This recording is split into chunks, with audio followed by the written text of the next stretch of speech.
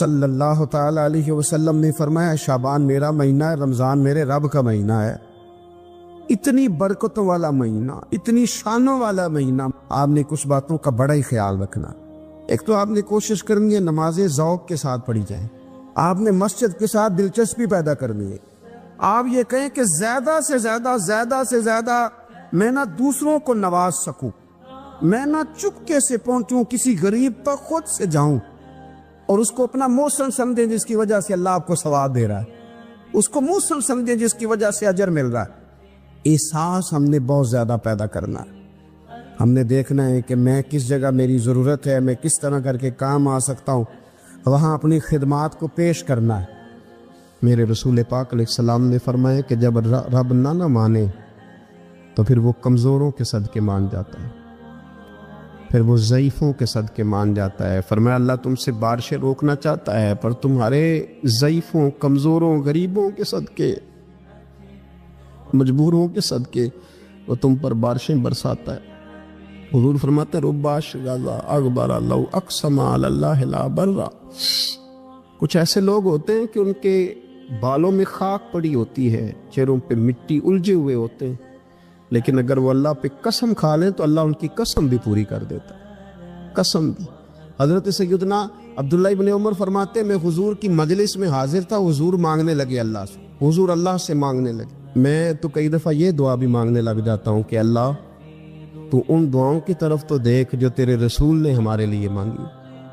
اللہ تو ہمیں تو نہیں نہ مانگنا آتا، نہیں طریقہ آتا، نہیں سلیقہ آتا، نہیں انداز آتا، ہم تو بے توجہ سے لوگ ہیں، بیٹھنے کا ڈھب نہیں آتا ہمیں تو ہاتھ اٹھانے کا سلیقہ نہیں آتا، ہم تو وضو کرنے کے اس طریقے سے آشنا نہیں پڑے۔ اللہ تیرے محبوب نے تو خوب مانگا ہے نا تجھ سے، تیرے پیارے حبیب علیہ السلام نے تو تجھے منایا ہے نا ہمارے حق میں، تو اللہ تو ان دعاؤں کی طرف تو دیکھ۔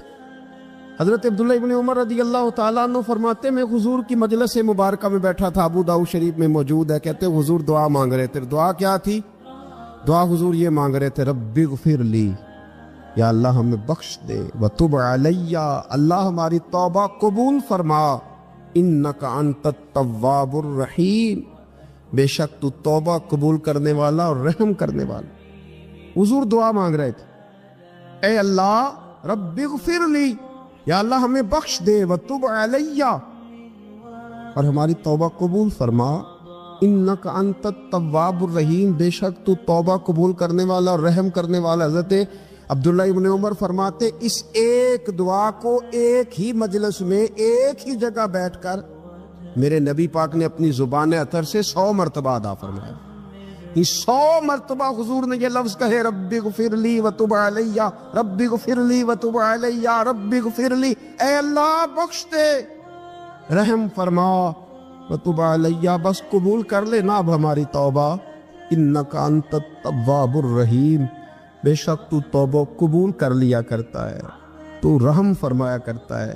ایک ہی مجلس میں 100 دفعہ حضور نے دعا مانگی، دعا مانگ کے پھر دعا مانگی، اور دعا مانگ کے پھر دعا مانگ، اللہ کو منایا میرے رسول پاک۔ حضور نے ہمیں بتلایا اسے مناؤ، اس کی بارگاہ عالی مرتبت میں جھکو، اور حضور نے خود بھی یہ طریقہ ہمارے سامنے بطور سنت کے چھوڑا، اور پھر نبی پاک صلی اللہ علیہ وسلم نے آگے بڑھ کے ہمیں کچھ اور باتیں بھی ارشاد فرمائی۔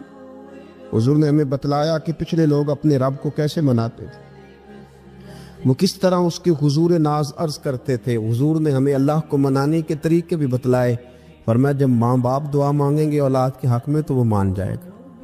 حضور علیہ السلام نے فرمایا جب مسافر دعا مانگے گا تو اللہ مان جائے گا۔ فرمایا میرے رسول کریم نے کہ جب بیمار دعا مانگے گا تو اللہ مان جائے گا۔ اور سید عالم علیہ السلام فرمانے لگے جب تمہارے ضعیف، کمزور، مجبور لوگ دعا مانگیں گے تو اللہ مان جائے گا۔ اور حضور نے فرمایا جب تم فرض ادا کر کے دعا مانگو گے تو اللہ مان جائے گا۔ اور میرے محبوب نے فرمایا جب پچھلی رات اٹھ کے تم اس کے حضور عرض کرو گے تو وہ تمہاری دعاؤں کو قبول کر لے گا، وہ تمہیں مان جائے گا۔ اور حضور نے ہمیں دن بتائے، فرمایا جمعے والے دن مانگنا مان جائے گا، شب قدر کو مانگ لینا مان جائے گا، شب برات میں دعائیں کرنا وہ مان جائے گا، رمضان کی راتوں میں مانگنا مان جائے گا، قرآن پاک کے ختم کے موقع پر دعا کرنا مان جائے گا، طریقے بتلائے۔ اب یہ ہے کہ ہم نے تو مانگنا تھا نا اس کی بارگاہ میں، ہم نے تو حاضر ہونا تھا، ہم نے تو جانا تھا۔ اب ہم نے آگے بڑھنا ہے، اس کے حضور عرض کرنا ہے۔ حضور نے ہمیں بتلایا، ہمارے پیارے رسول صلی اللہ تعالی علیہ وسلم نے بتلائی کہ جب انسان بہت زیادہ عاجزی کرتا ہے نا، بہت زیادہ عاجزی، تو پھر بھی اللہ مان جاتا ہے۔ جب وہ اس کے حضور بہت عجز کا اظہار کرتا ہے، بہت زیادہ عجز کا اظہار کرتا ہے، وہ ڈر جاتا ہے اس سے۔ وَلِمَنْ خَافَ مَقَامَ رَبِّهِ جَنَّتَانِ، فرمایا جو میرے سامنے کھڑے ہونے سے ڈرے گا میں اسے 2 جنتیں عطا کروں۔ نبی پاک صلی اللہ علیہ وسلم نے فرمایا، حضرت ابو ہریرہ رضی اللہ تعالیٰ عنہ راوی ہیں، حضور فرماتے ایک شخص مرنے لگا تو اپنے بچوں سے کہنے لگا کہ میں جب مر جاؤں تو مجھے جلا دینا، اور پھر میرے جلے ہوئے وجود کو پیس دینا، پھر مجھے ہوا میں اڑا دینا۔ پتر مجھے اڑا دینا، مجھے بڑا ڈر لگتا ہے، اگر رب نے مجھ سے حساب پوچھا تو میں قابل نہیں ہوں، اڑا دینا مجھے ہواؤں میں۔ اگر اس نے مجھ سے عذاب لیا تو حساب لیا تو بڑا سخت حساب لے گا۔ حضور فرماتے ہیں، بخاری میں موجود ہے، اس کے بچوں نے اسی طرح کیا، اس کے مرنے کے بعد اسے جلایا، ہوا میں اڑا دیا۔ اللہ کے محبوب فرماتے ہیں رب کریم نے حکم دیا زمین کو کہ اس کے ذرات کو جمع کرو، زمین نے ذرے جمع کیے، خدا نے حکم دیا تو اس کا وجود پھر سے اسی شکل میں آیا۔ تو رب کریم نے فرمایا یہ جو تو نے وصیت کی تو کیوں کی؟ اللہ جانتا ہے کہ نہیں جانتا؟ یہ کی تو کیوں کی؟ تو رو پڑا، کہنے لگا اللہ میرے اندر تو طاقت نہیں تھی تیرے سامنے کھڑا ہو کے حساب دے سکوں، تجھے منانے کے لیے تیرے خوف سے ڈر گیا، میں ڈر گیا۔ اگرچہ ہمارے بزرگوں نے لکھا ہے کہ آج یہ وصیت کرنا، اس رنگ میں یہ طرز اختیار کرنا درست نہیں، لیکن آپ غور فرمائیے کہ نبی پاک علیہ السلام فرماتے ہیں جب اس نے کہا نا اللہ تجھ سے ڈر کے یہ کیا، تو رب کریم نے فرمایا جا پھر میں نے تیری مغفرت کر دی، کیونکہ اللہ کو پتہ تھا یہ دل سے بات کر رہا ہے۔ ہمیں یہ سمجھنا چاہیے کہ نبی پاک علیہ السلام کے دنیا میں تشریف لانے کے کچھ مقاصد ہیں۔ انبیاء جب آتے ہیں تو بڑا مقصد لے کر آتے ہیں، اس مقصد کو ہم نے سمجھنا ہے، اس پر ہم نے غور کرنی ہے اور اپنے آپ کو تبدیل کرنا ہے۔ میلاد جو ہے نا، میلاد اس کا مطلب انقلاب ہے۔ ہمارے ہاں سمجھ لیا لوگوں نے ایک کمیٹی بناؤ اور خوب جناب اچھے طریقے سے آپ ایک بزم سجاؤ، یہ بڑی اچھی باتیں ہیں، الحمدللہ اس کا اللہ بڑا اجر عطا فرمائے گا، یہ بڑی خوب بات۔ لیکن میرے عزیز جو میلاد شریف ہے نا، لفظ میلاد یہ انقلاب کا نام ہے۔ جب آپ میلاد مناتے ہیں تو آپ لوگوں کو یہ بتاتے ہیں کہ میلاد شریف سے پہلے بیٹیاں زندہ دفن ہوتی تھیں، اور جب حضور کا میلاد ہو گیا تو اب تو بیٹی قانونی وارث ہے باپ کی، اسے اعزاز مل گیا، انقلاب آ گیا۔ میلاد سے پہلے لوگ منڈیوں میں بکتے تھے، انسان کی کوئی قدر نہیں تھی، لیکن جب میلاد ہو گیا انقلاب آ گیا۔ اب یہ برادری کے رٹے، یہ قبیلوں کی لڑائیاں، یہ سب جہالت قرار پائیں۔ قبیلے صرف تعارف کے لیے، باقی کوئی بڑا نہیں کوئی چھوٹا نہیں۔ ان اکرمکم عند اللہ اتقاکم، اللہ کی نظر میں اس کی عزت زیادہ ہے جو پرہیزگار زیادہ ہے۔ اب انقلاب ہے، اب اس نام پر قوم کو تقسیم نہیں کیا جائے گا۔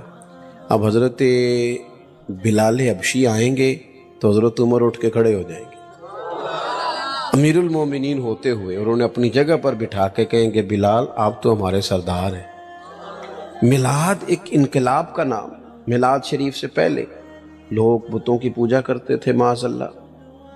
میلاد شریف سے پہلے کئی جگہوں پہ درختوں کو، سورج کو، چاند کو پوجا جاتا تھا۔ اب میلاد ہو گیا، اب حضور نے قانون بنا دیا کہ سجدہ سوائے رب کے کسی کے لیے جائز نہیں، وہ کوئی بھی ہو، کتنا بڑا بھی ہو، جائز ہی نہیں، سوائے اللہ کے کسی کے لیے سجدہ جائز۔ اعلیٰ حضرت رحمت اللہ تعالیٰ علیہ سے کسی نے سوال پوچھا کہ ایک تو ہے نا کہ سجدہ عبادت کے لیے، وہ تو کفر ہے، شرک۔ اگر کوئی تعظیم کے لیے کسی کو سجدہ کرے، سجدہ کرے پر کرے تعظیم کے لیے، تو حکم کیا ہے؟ تو اعلیٰ حضرت نے 50 دلائل کتاب و سنت سے اور 150 حوالے فقہاء اور محدثین کے لکھ کے کہا تعظیم کا سجدہ بھی حرام ہے، سجدہ سوائے رب کے کسی اور کے لیے جائز۔ یہ سمجھ آ رہی ہے میری بات کی؟ بعض جگہوں پہ ان پڑھ پیر ملتے ہیں بیچارے، وہ کہتے ہیں جی اے معرفت دی گل ہے۔ میں کہ معرفت دی نہیں، یہ تے جہالت دی گل ہے، آپ جہالت کر رہے ہیں۔ تو نبی پاک کا میلاد انقلاب ہے۔ اب ہم نے اس انقلاب کے جو مقاصد ہیں ان کو سمجھنا ہے، حضور کس لیے آئے۔ ایک مقام میں نے قرآن مجید کا تلاوت کیا، اللہ فرماتا ہے وَدَاعِيًا إِلَى اللَّهِ بِإِذْنِهِ وَسِرَاجًا مُنِيرًا، فرمایا ہم نے نا اے محبوب علیہ السلام آپ کو اللہ کی جانب بلانے والا بنا کے بھیجا ہے، اللہ کے حکم کے ساتھ، اور چمکتا ہوا آفتاب بنا کے بھیجا ہے۔ نبی پاک علیہ السلام نے لوگوں کو اللہ کی جانب بلایا، عبادت کا سبق دیا۔ ہمارا جو وجود ہے نا، یہ کچھ چیزوں کو طلب کرتا ہے، کھانا پینا سونا، یہ وجود کی ضروریات ہیں۔ اگر یہ چیزیں اسے نہیں دی جائیں گی یہ کام نہیں کر سکے گا، آگے نہیں بڑھ سکے گا۔ ہماری روح کی بھی کوئی ضرورت ہے۔ یہ جو لوگ سوال پوچھتے ہیں نا کہ جناب پیسے بھی ہیں، گھر بھی ہے، نوکری بھی اچھی ہے، دل نہیں لگتا، بور رہتا ہوں۔ روح پیاسی ہے، روح کچھ مانگتی ہے۔ روح کی غذا کیا ہے؟ اللہ کا ذکر، حضور پر درود و سلام، نبی پاک کی غلامی، یہ روح کی ضرورت ہے۔ آپ یہ دیکھیں نا، ہر زمانے میں لوگ پوجا کرتے رہے، معاذ اللہ، کوئی درخت کی، کوئی پتھر کی، لیکن ایسا دور نہیں گزرا کہ کسی نے کسی کی پوجا نہ کی ہو۔ رستہ غلط مل گیا تو غلط جگہ لگ گئے، لیکن کسی کی عبادت کرنا یہ انسان کے وجود کی ضرورت ہے۔ یہ سویرے 11 گھنٹے سو کے بھی لوگ تھکے تھکے کیوں اٹھتے ہیں؟ سو کے اٹھے اور اس کا دل کر رہا ہے 2 بندے مجھے دبائیں، اب تو فریش ہونا چاہیے تھا۔ کیوں؟ صرف اس لیے کہ اس وقت سویا ہے جب رب نے سونے سے منع کیا۔ اگر یہ نماز کو اٹھ جاتا تو اس کی روح تازہ ہو جاتی، اس کی طبیعت بہترین ہو جاتی۔ نبی پاک نے ہمیں اللہ کی جانب بلایا۔ اوہام پرستی، ڈرنا، سہم جانا، کالا جادو، بلی رستہ کاٹ گئی، ان بیماریوں سے نکلیں۔ جادو کی حقیقت ہے پر جتنی ہم نے سمجھ لی ہے اس سے باہر آئیں۔ حضور نے اللہ کی جانب بلایا۔ جب بندہ عقیدہ توحید و رسالت والا ہوتا ہے پھر وہ اللہ پہ بھروسہ کرتا ہے، پھر وہ صبر والا ہوتا ہے، پھر وہ شکر والا ہوتا ہے، پھر وہ قناعت والا ہوتا ہے۔ نبی پاک علیہ الصلوۃ والسلام نے فرمایا رب پر بھروسہ کر کے صبح تم نے گھر سے نکلنا ہے، محنت ضرور کرنی ہے، محنت زوردار کرنی ہے، محنت سے جی نہیں چرانا۔ ہمارے بچے محنت نہیں کرتے، بالکل مزاج نہیں۔ اوہو، آپ کیا کرتے ہیں؟ کہتے ہیں میں نے کاغذ جمع کرائیں، باہر جانا ہے، اور جب کاغذ آئیں گے چلے جانا، یار یہاں تو کچھ کرنا۔ کوئی پیشہ برا نہیں، ایک برا ہے صرف کسی کے آگے ہاتھ پھیلانا۔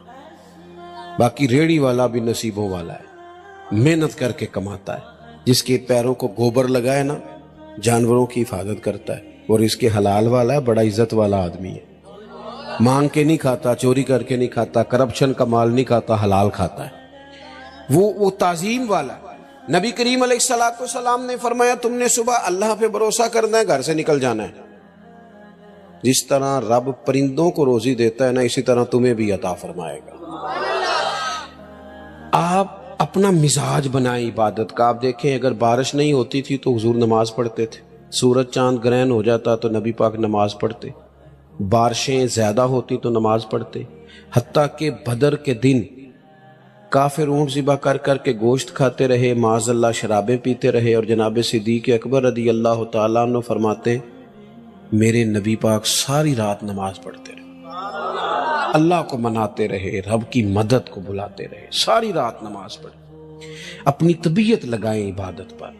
ویسے بھی جو لوگ سجدے کے عادی ہو جاتے ہیں نا، جن کا سر رب رسول کے سامنے جھکتا ہے، وہ جگہ جگہ جھکنے سے بچ جاتے ہیں، مضبوط ہو جاتے ہیں۔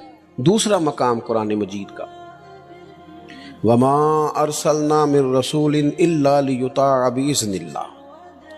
اللہ فرماتے ہم نے جو رسول بھی دنیا میں بھیجے اس لیے بھیجے کہ ان کی اطاعت کی جائے، فرما برداری کی جائے، ان کی پیروی کی جائے، ان کے نقش قدم چلا جائے۔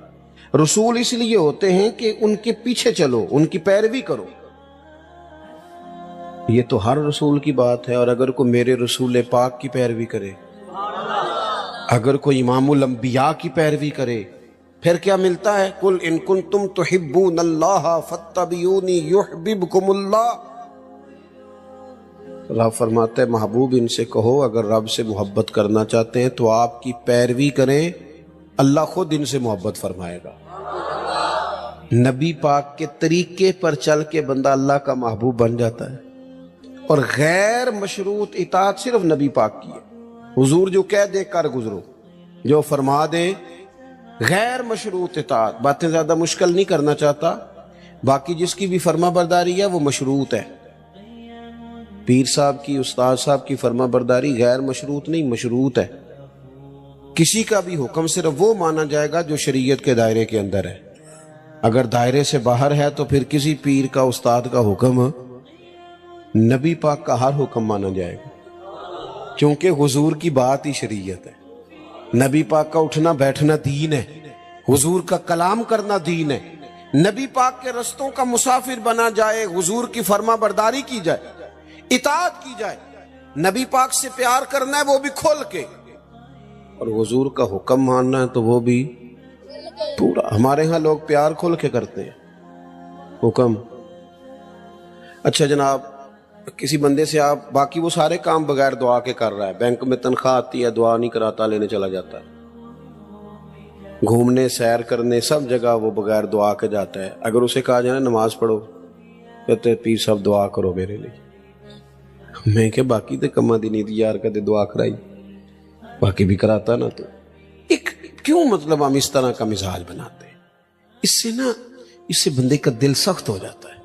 جب وہ دنیا کے کام بھاگ بھاگ کے کرے اور دین کے کاموں میں سستی کرے، طبیعت سخت ہو جائے گی، آپ بے چین ہو جائیں گے۔ نبی پاک کی فرما، صحابہ نا بحث نہیں کرتے تھے، حکم مانتے تھے۔ جو غلام ہوتے ہیں نا، غلام تو غلامی کرتے ہیں۔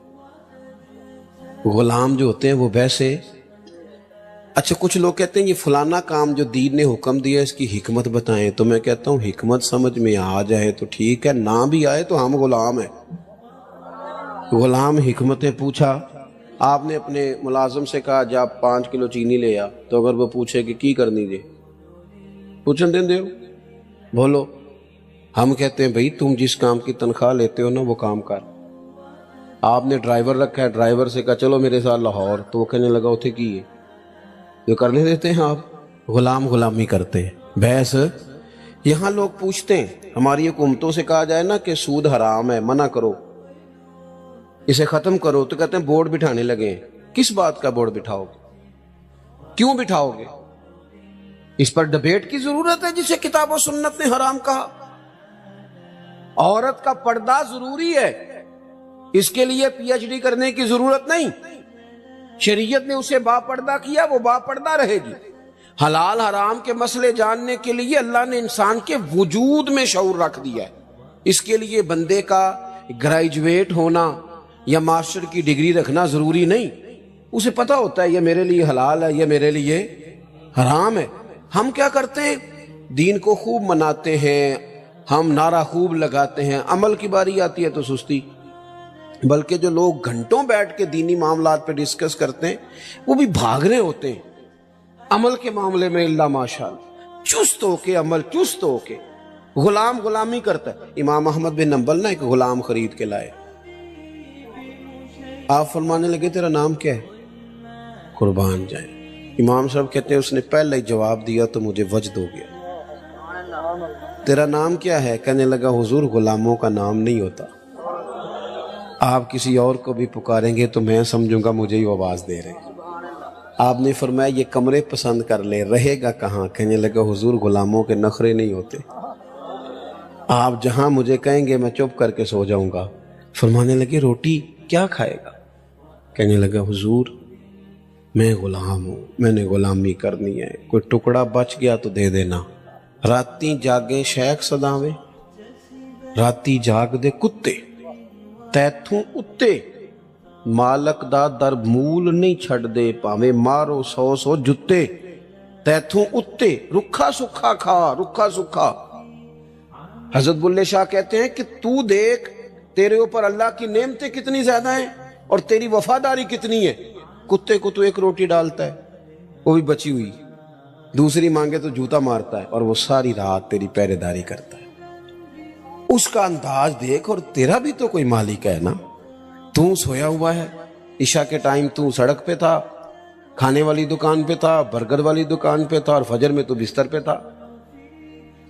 कहने लगे राती जागे ते शेख सदा में, राती जाग दे कुत्ते तैथों उत्ते, मालक दा दर मूल न छटते, भावें मारो 100 जुत्ते, तैथों उत्ते रुखा सुखा खा, ते दिने जा रुखां विच सुते, उत्ते थों उत्ते एक बुरकी दा कदर पछाणन, भावें मालक होवन सुते, ओ तैथों उत्ते उठ बुलिया, चल यार मना लै, नहीं ते बाजी लै गए नहीं कुत्ते, नहीं ते फिर बाजी लै गए कुत्ते।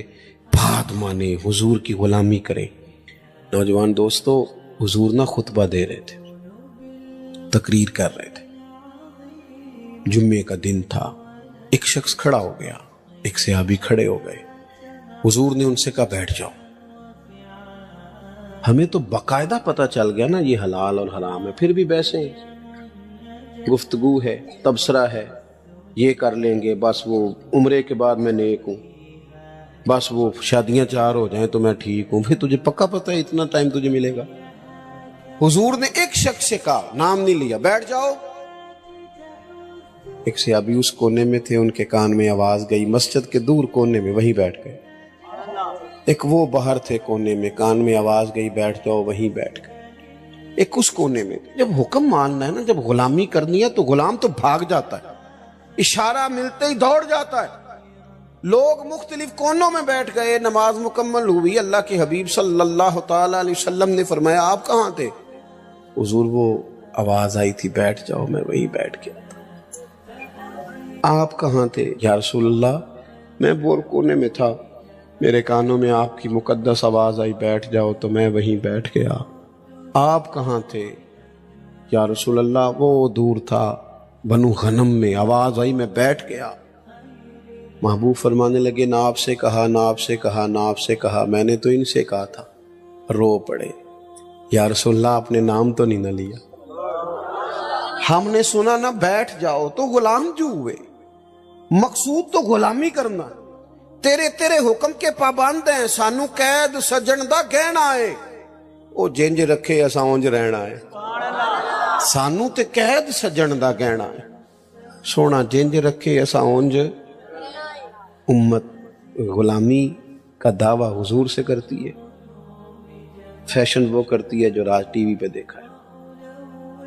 दावा हुजूर की गुलामी का, और बात कबीले की मानती है। दावा हुजूर की गुलामी का, और चलती वो लोगों के कहने पे है कि लोग क्या कहेंगे। हुजूर इसलिए आए हैं कि नबी पाक की पैरवी करो, हुजूर के नक्शे कदम चलो। रसूल करीम ने हमें आसान दीन दिया है। ये रस्में, ये रिवाज, ये कहानियां, ये स्टोरियां, इन्होंने हमें मुश्किल में डाला है। मैं पता है दीनदार किस बंदे को समझता हूँ? जो महफिल में आया, जुमा पढ़ता है। मेरी राय ये है, मैंने ये सुना है अपने बड़ों से, कि दीनदार होने का पता उस दिन चलता है जिस दिन घर में शादी होती है। मस्जिद में तो सारे दीनदार होते हैं, महफिल वाले दिन भी सारे, शादी वाले दिन पता चलता है अब कोई दीनदार है कि बेदीन है। अब पता चलता है दीन पे अमल करता है कि खानदानी रसूमात पे चलता है। अब पता चलेगा कि दुखों के वक्त तो अल्लाह रसूल का नाम लेता था, अब सुख का वक्त है, अब भी लेता है कि नहीं, खुशी के वक्त भी लेता है कि नहीं। रोजमर्रा के मामलात में हुजूर से सीखें। हुजूर ने हमें आसान दीन दिया है। हम तो बंदे राजी करते करते, दुनिया ठीक करते करते थक गए हैं, रूहें थक गई हैं। वो लोग गए थे बेचारे 4 साल के लिए मुल्क से बाहर, के मैंने अपना कबीला चलाना, 40 साल हो गए वापस नहीं आए, जनाजे नहीं पढ़ सके, क्योंकि दुनिया राजी कर रहे। आसान दीन रसूल करीम ने दिया है, ना इधर उधर भागो, ना अपने आप को थकाओ। नहीं चल सकते हम दुनिया के साथ, जो दुनिया चाहती है। एक है तरक्की की तरफ बढ़ना, वो तो मामला अलग है। एक है रस्मो रिवाज, कि मैं थोड़ी देर पहले दोस्तों को कह रहा था, ये अभी कोई 15-16 साल पहले की बात है, हमारे खानदान में एक शादी थी, तो मेरे चचा जान ने दादा जान से कहा कि मैरिज हाल बुक कराना है, बच्ची दी शादी। दादे और ही लड़ पे, उन्हें क्या तियां करो रवाना करी दिया। वो फिर 15-16 साल ही लंघे ने, लोगों को भी गल भुली गई। हूँ घर कराया तो उन्हें कहना खरे पेंडू ने, इन्हें को खरे पैसे नहीं, लिहाजा मैरिज हाल पे मैरिज हाल। चल गए हम, थोड़ा टाइम लगता है, सारे साथ हो जाते। दादाजी कहने लगे पुत्र वो तियां घरों टोरी दियां ने। तो फिर बड़ी मुश्किल से उन्हें मनाया, इस शर्त पे माने कि रुखसती के वक्त बच्ची गार हो। आप मेरी बात को समझे, हम ना बिला वजह की आजमाइशों का शिकार है। हुजूर की पैरवी करें, आसान दीन मेरे रसूल पाक ने दिया, नबी पाक ने, लो सुनो बात खुश हो जाओगे। हमारा हाँ मसला यह है कि दौलत तकसीम हो गई है, वो इस तरह तकसीम हुई है कि बाद लोग अमीर से अमीर तर हो गए और बाज गरीब से गरीब तर हो गए। हमारे पास जो 100 रुपये आता है वो हमारी अपनी मलकियत होता है, हम उसमें से किसी को 20 देने को तैयार है। हालांकि हक ये है कि अगर अल्लाह ने दिया है ना तो ज़रा बांट ले, बांटने से सुरूर बढ़ जाता है। मैं अपने दोस्तों को मशवरा दिया करता हूँ कि 3 बंदों का खाना 4 भी खा सकते हैं, 4 का खाना 6 खा लेते हैं, और खाना 6 का हो तो 10 को भी पूरा आ जाता है। शर्त यह है कि दस्तरखान छोटा भी हो पर दिल बड़ा हो, दिल बड़ा हो, गुंजाइश हो। हुजूर ने हमें क्या तरीका दिया? 10 दिनार थे नबी पाक के पास, हुजूर बाजार गए, 4 दिनार की कमीज खरीदी, पहन के हुजूर बाहर तशरीफ लाए तो एक अंसारी सहाबी ने अर्ज की, हुजूर मुझे नहीं दे देते? हुजूर उसी वक्त गए, पुराना कुर्ता पहना, कमीज उतार के दे दी, फिर जाके 4 दिनार की और खरीद के लाए। महबूब वापस आ रहे थे, 2 दिनार बचे हुए थे, एक खातून को देखा रो रही है। हुजूर ने फरमाया क्यों रोती हो? अर्ज की, हुजूर मैं फलां आदमी की मुलाजमा हूँ, कनीजा हूँ, आटा खरीदने के लिए उसने 2 दिनार दिए थे, मुझसे गुम हो गए, मैं परेशान हूँ, वो मारेगी मैं जाऊंगी तो महबूब ने फरमाया ये लेना 2 दिनार। असी पहला बंदे दा हिसाब भी बाबा करी दे भी ये हकदार है कि हाँ बड़ा साहब। हम गए वो सैलाब ज़दगान की मदद करने के लिए, अल्लाह ने तौफीक दी, काफ़ी सारे लोग गए। वैसे उन सैलाब वाले टुर गए ने सारे अपने अपने कराए जी, खबरां ठंडियां हो गई।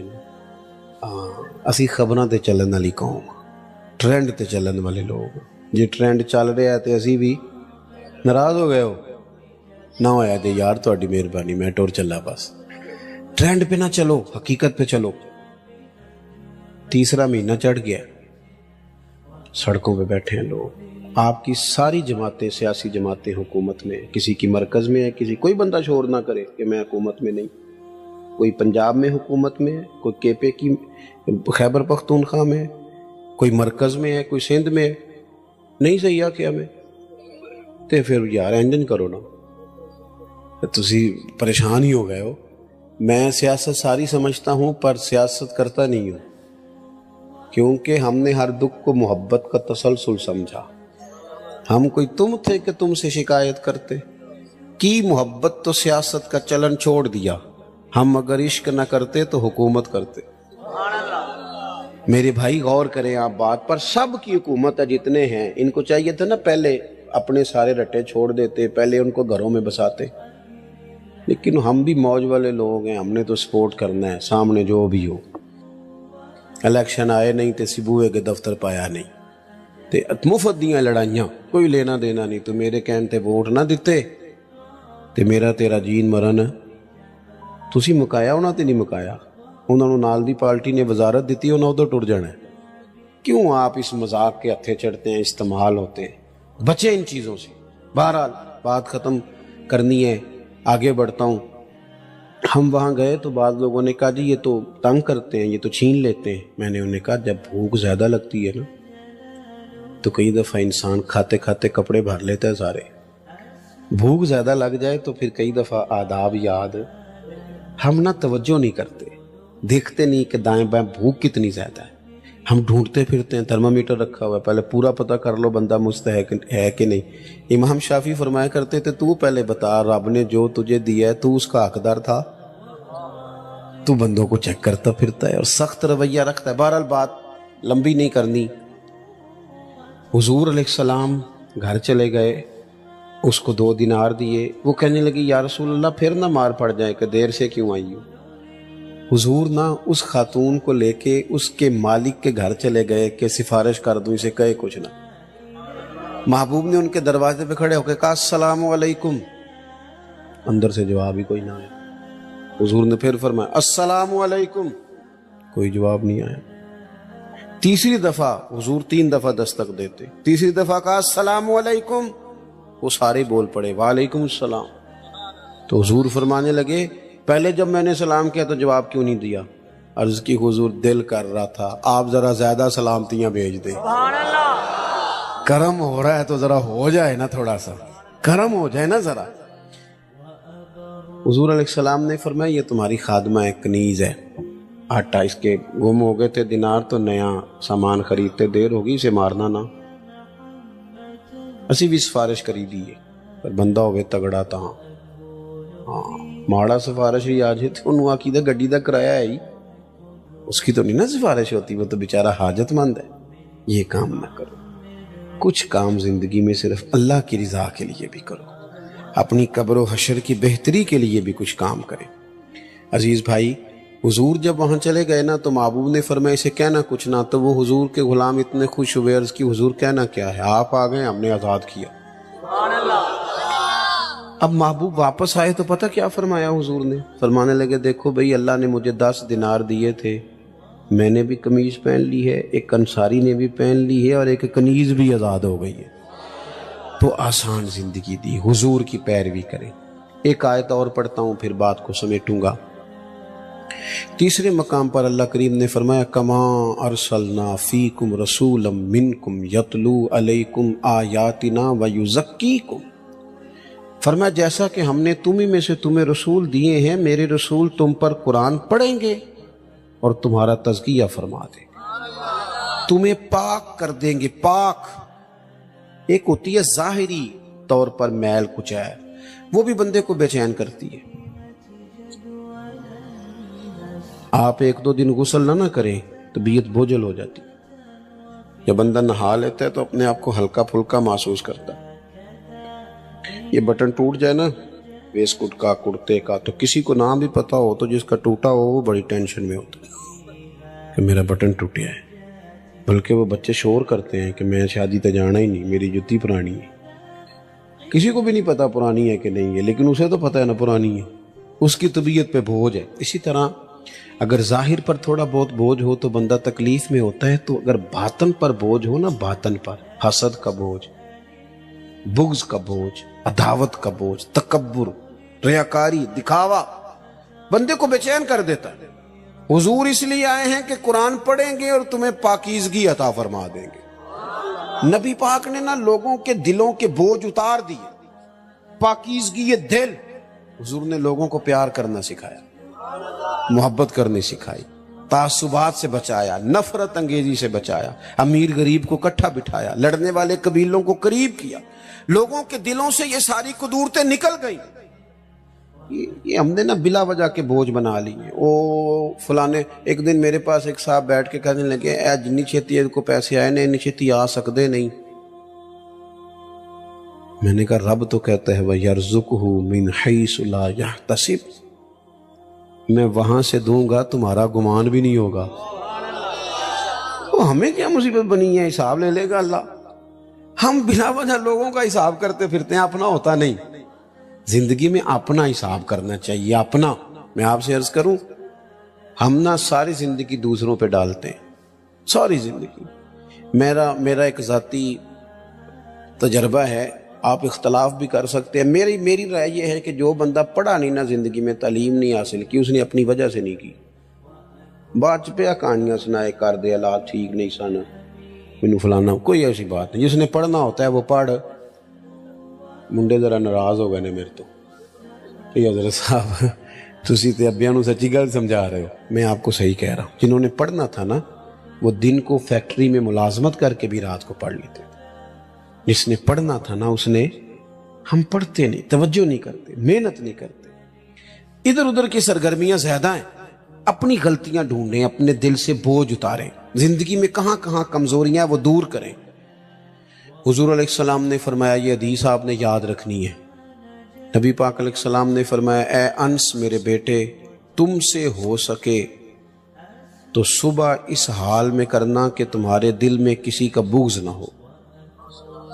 آپ میری بات پر توجہ کریں جی، بچے ہیں ہوتا رہتا ہے معاملہ. حضور نے فرمایا انس تم سے ہو سکے تو صبح اس حال میں کرنا کہ تمہارے دل میں کسی کا بغض. محبوب فرمانے لگے یہ میری سنت ہے، اور جس نے میری سنت سے محبت کی اسی نے مجھ سے محبت کی ہے. یہ میری سنت ہے، یہ میری سنت ہے. نیرا مسواک لے کے دانت صاف کرنا ہی سنت نہیں، دل صاف رکھنا بھی سنت ہے. ہاں پاک ہوئے تے پاک ہی ملدا ہے، بنا پاکوں پاک نہیں ملدا. تے سارے جسم دے تون دے نالوں اکو ٹکڑا تولا ہے دل دا.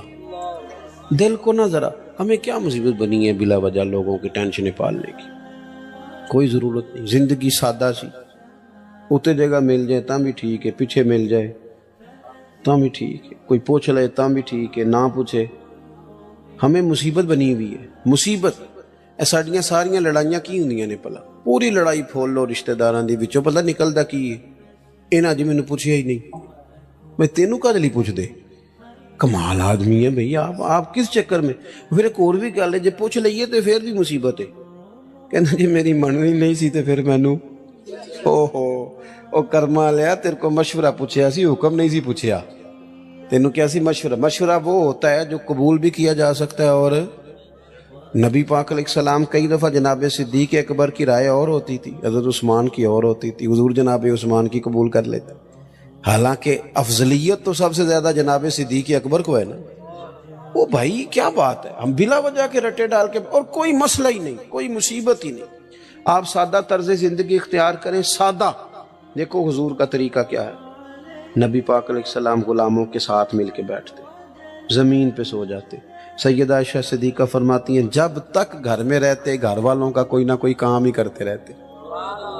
اپنی زندگی میں دوسروں کا بھلا کرنا شروع کریں، صاف دل کریں.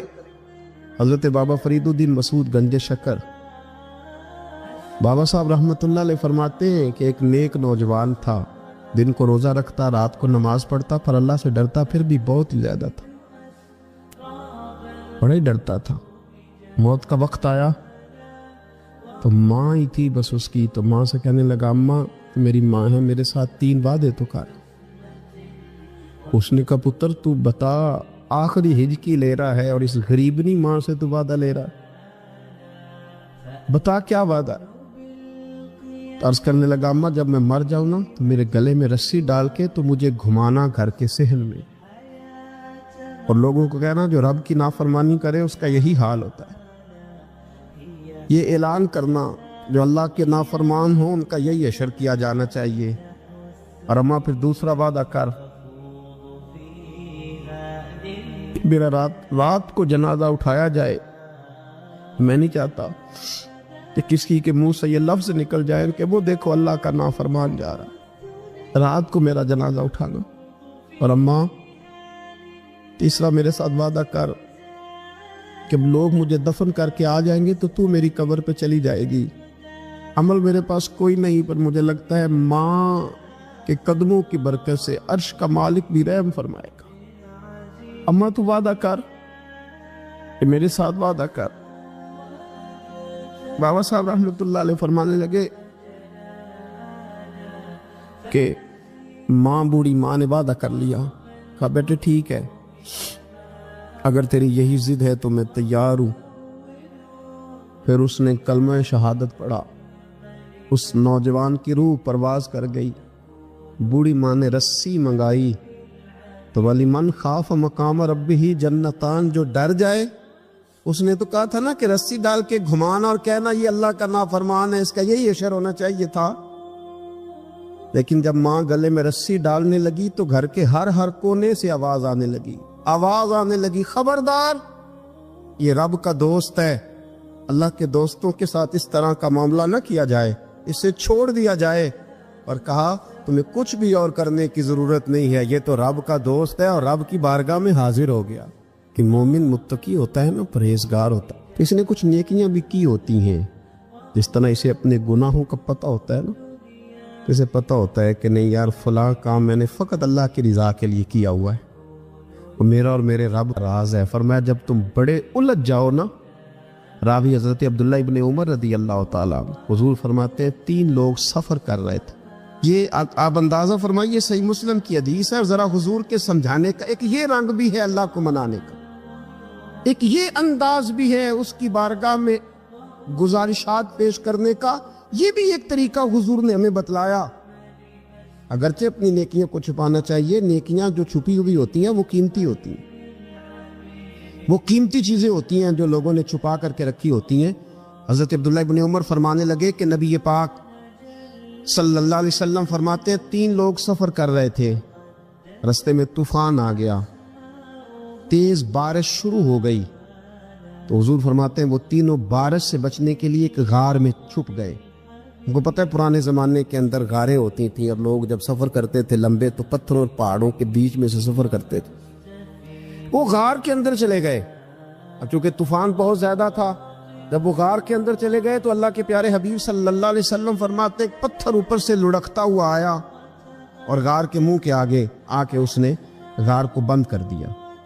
اب اتنا تیز اور اس مضبوطی کے ساتھ وہ پتھر لگا اور اتنا صحیح فٹ ہوا کہ اندر روشنی آنی بھی ختم ہو گئی۔ اب 3 لوگ ہیں، تھوڑی دیر تو وہ پریشان رہے کہ شاید اب کبھی بچ نہیں سکیں گے، شاید چاروں جانب اندھیرا ہی ہے اور اندھیرا ہی رہے گا، شاید یہاں سے نکلنے کے لیے اب ہمیں کوئی رستہ میسر نہیں آئے گا۔ وہ پہلے تو پریشان ہوئے، پھر کہنے لگے یار اس طرح کرو، ذرا غور کیجیے گا میری بات پہ۔ فرمایا اس طرح کرو، اگر کوئی زندگی میں نیکی کی ہے نا تو ذرا اس نیکی کو یاد تو کرو، اور یاد کر کے اس مالک کے حضور عرض تو کرو، وہ کریم ہے، کوئی آنکھوں شاید من جاوے تے گل کم تتڑی دا بن جاوے، عرض تو کرو۔ تو ان میں سے یہ آپ اندازہ فرمائیے، یہ بات بیان کون کر رہا ہے؟ یہ مدینے والے رسول بیان کر رہے ہیں، یہ نبی پاک علیہ السلام نے بیان فرمایا، یہ وہ کہانی ہے جو ہمیں ہمارے نبی پاک نے سنائی، رسول کریم علیہ السلام نے ہمیں بتلائی، یہ داستان محبت۔ حضور فرمانے لگے ایک نے ان میں سے ہاتھ اٹھائے اور اس نے انداز کیا چھیڑا، عرض کرنے لگا اللہ تو جانتا ہے نا میں نے بکریاں رکھی ہیں، میں غریب ہوں، مزدور ہوں، اور مالک تو یہ بھی جانتا ہے کہ میرے بچے بھی ہیں، بیوی بھی ہے، پر میں جب بھی گھر لوٹا ہوں تو دودھ میں نے بچوں اور بیوی کو پہلے نہیں دیا، بوڑھے ماں باپ کو پہلے دیا۔ اللہ میں نے ان کے ساتھ ہمیشہ کرم کے بازو کھول کر معاملہ کیا۔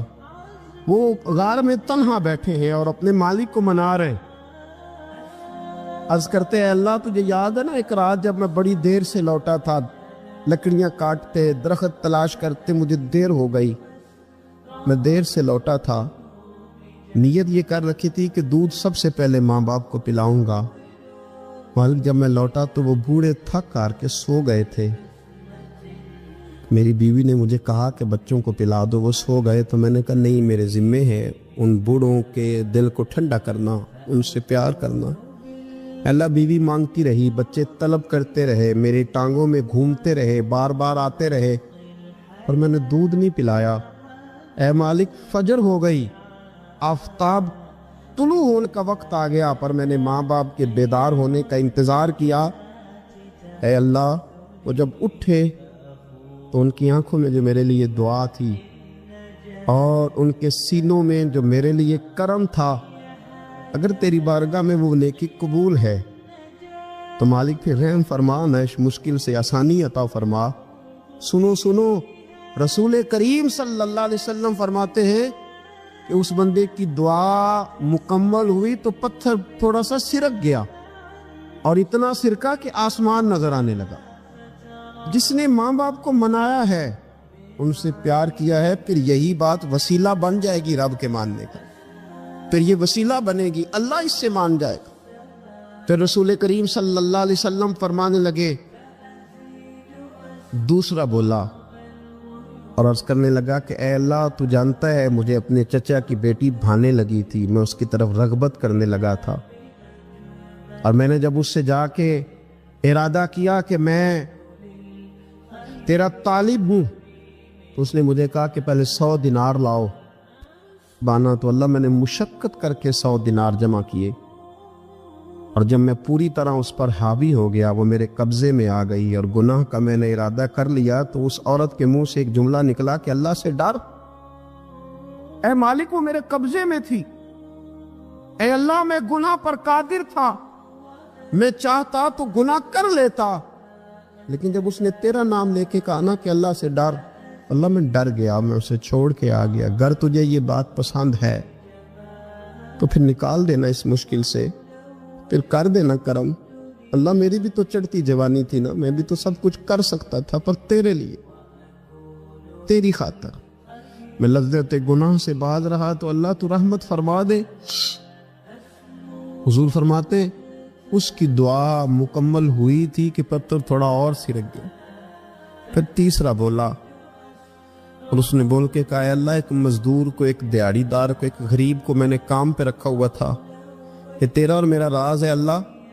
वो मजदूर, वो दिहाड़ीदार मेरे पास काम पे लगा था, कुछ चावल मैंने उसकी उजरत मुकर्रर कर दी कि तू काम मुकम्मल करेगा तो मैं तुझे दूंगा।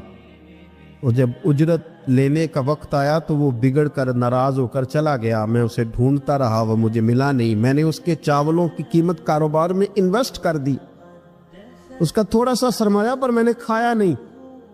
फिर वो उससे मैं कारोबार करता रहा, और इतना कारोबार किया कि बहुत सारी गायें और उनके चरवाहे तैयार हो गए। वो सालों के बाद लौटा, मैंने उस गरीब का माल खाया नहीं, बल्कि बढ़ाया, महफूज करके रखा। वो सालों के बाद लौटा और कहने लगा मेरा माल, तो मैंने कहा वो सारी गायें तेरी है, वो चरवाहा तेरा है, ये सारा कुछ तेरा है।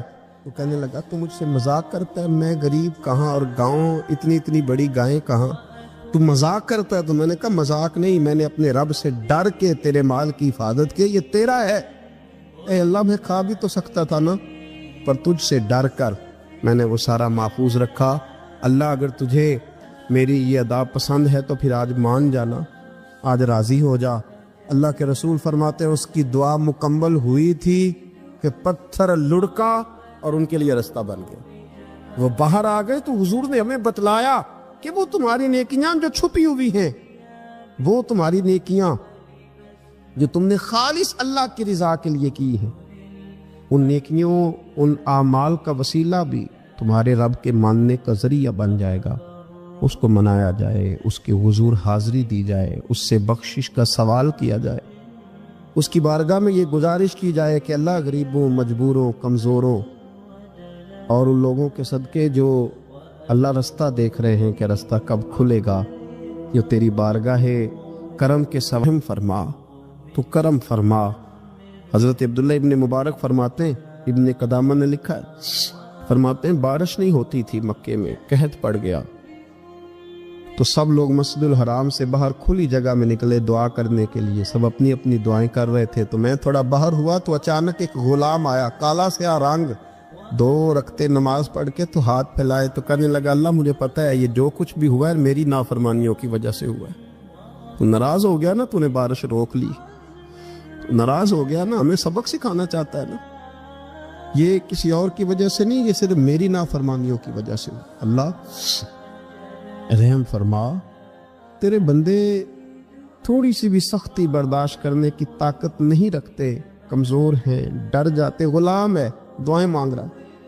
हज़रत अब्दुल्ला इब्न मुबारक फरमाते उसने चेहरे पे हाथ फेरे तो काली घटाएं छा गई, बारिश होने लगी। मैं उसके पीछे गया, उसका घर ढूंढ आया, ताक़ुब किया, पीछा किया, घर मैंने तलाश कर लिया।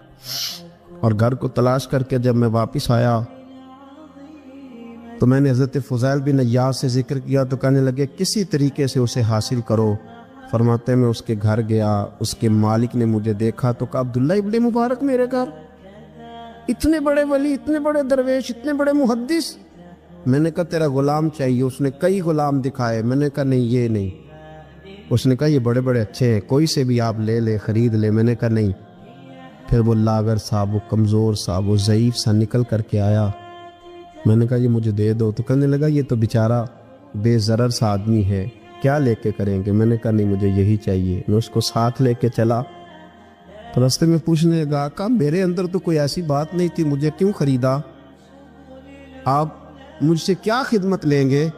تو عبداللہ ابن مبارک فرمانے لگے میں نے کہا کوئی خدمت بھی نہیں لوں گا، میں تو خود تیری خدمت کروں گا، میں تیرا بیاہ کراؤں گا، تیرے لیے مکان بناؤں گا، میں تیری خدمت کروں گا، میں تیرا اور تیرے رب کا رشتہ دیکھ چکا ہوں، میں تیرا اپنے مالک کے ساتھ جو تعلق ہے اسے دیکھ چکا ہوں۔ کہتے میں نے یہ لفظ کہے تو مجھے کہنے لگا 2 رکعتیں پڑھ لوں، اب مجھے لے جانا پر 2 رکعتیں پڑھ لوں۔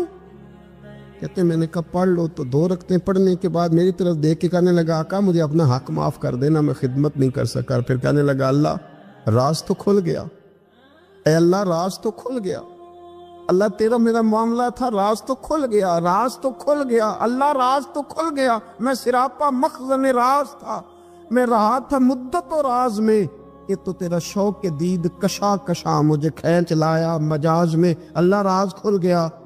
یہ لفظ کہتے کہتے اس شخص نے کلمہ پڑھا اور اس کی روح پرواز کر گئی، اس کی روح ہی پرواز کر گئی۔